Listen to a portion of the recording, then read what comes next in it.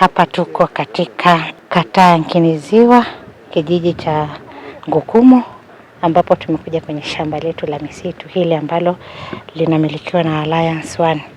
Ni shamba la miti. Hili shamba tumepanda miti kwa ajili ya kuni, lakini kuna ndugu zetu ambao ni wahalifu wao ambao wameona nao fursa yao, wameamua kupanda bangi pembezoni mwa mashamba haya.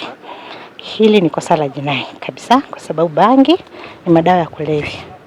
Ninawasihi wananchi wangu wote wa wilaya ya Nzega waachane na tabia kupanda bangi. Bangi ni madawa ya kulevya. Kwa hiyo tutakapomkamata ni mhujumu uchumi kama mhujumu uchumi mwingine.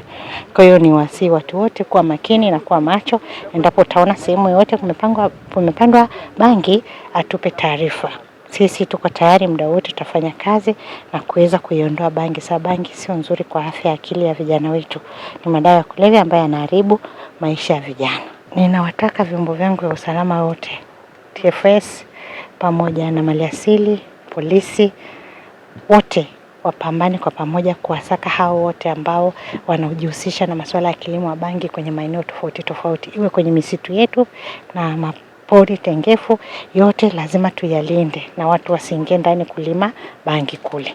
Atakayekuta yoyote, vyombo vichukue sheria yake.